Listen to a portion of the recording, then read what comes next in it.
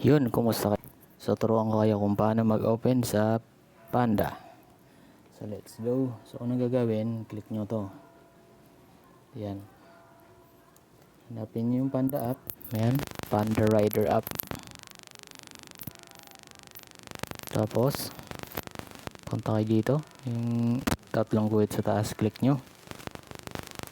Ito, hindi makikita yan. Tapos, click nyo yung schedule.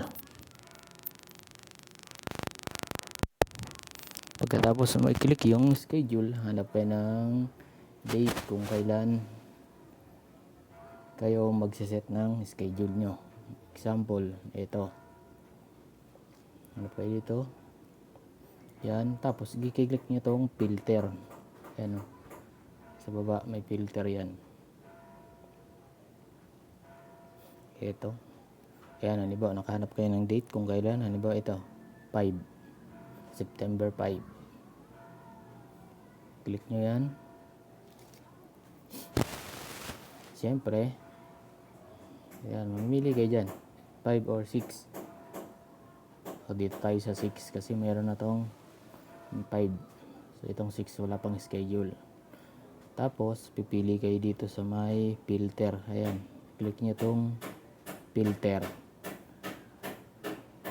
So, dyan kayo pipili kung saang location kayo magpapanda. Saan kayo. Ayan. Ito, click nyo tong all. Ayan. Click nyo yan. Tapos, pili kayo dito kung saang location. Ayan. So, ang pipiliin natin dito ay kung saan yung malapit na area sa inyo. Doon nyo i-click. Example, ito, Makati. Yan, Makati. Okay. Tapos, apply filter. Apply filter. Pupunta kayo dito sa earliest start time. Diyan kayo magbubook ng oras.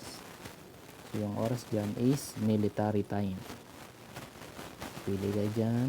Yan. So, maraming schedule dyan. So, kayo ang mamimili kung saan kayo magbubook. Okay. So, ang napili natin is itong 18, 15 to 22, 15. So, i-click nyo lang yung book. Yan. Tapos, book session. Yan yung time, area. Okay. Click nyo yan.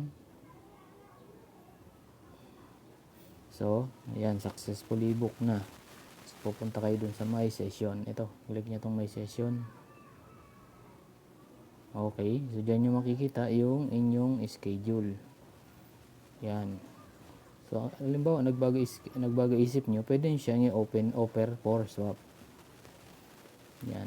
So, antayin nyo siya kung mayroong kumuhang ibang rider dyan.